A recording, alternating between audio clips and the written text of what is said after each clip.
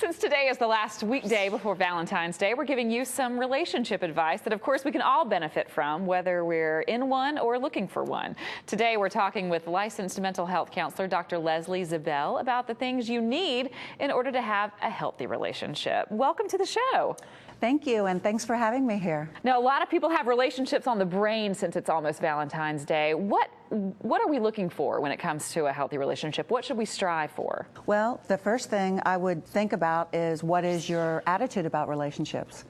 Most people just think that they're one destructive disaster one after another, and they get upset because they don't turn into marriage or they don't turn into an engagement.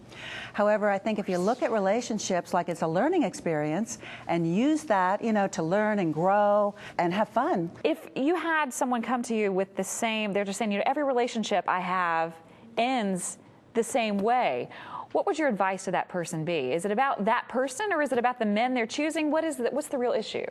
Well, it is about them, and there's a reason why they're choosing the men that they are. A lot of times, all of us will repeat emotional patterns. And if you're doing that, and if it's the same guy, it's the same kind of guy, the same feelings in the relationship, like the last one, and over, then you need to look at why you're doing that. Why do you keep doing that to yourself? Because no one really wants to do that, Right. It's very unconscious. There's an issue underlying there. Yeah, and people also find that they're communicating similar ways in relationships. They find themselves in similar destructive patterns, that they find themselves either being criticized, or they're feeling like a victim in relationships, or they're feeling judged, and they're really losing themselves. And when that starts to happen, it's lack of skills on their part and their partner's part. So both partners need to have, a very good, healthy communication skills that are kind and that are caring and that makes each person feel good about themselves. What else should we be striving for? How do we work toward getting to that place? What are things that we should focus on?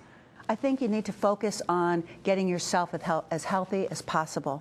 Because if you go into a relationship depressed, you're just going to have a depressed relationship, right? Right. So if you work on being the best you can be, of, sharpening your communication skills, your conflict resolution skills, if you learn how to feel good about yourself and learn what makes you feel good, then you're gonna have better relationships, and you're gonna choose people who have those similar parts in themselves. How big of an issue is forgiveness, and how do we know when to forgive and when to walk away? It's a really good question. Forgiveness is learned. And a lot of times we do exactly what we saw our parents do, or people who are important to us while we're growing up. And forgiveness is a day-to-day thing, the little things and the big things. So to forgive is to make the choice that you want to. And to forgive is a process. People think many times you can turn it on and off like a water spigot, but it's a process of working through the sadness, the disappointment, the hurt, and being able then to put it behind you, not bring it up in another relationship and clobber your partner with it, but to let it go and then to move on so the relationship can grow.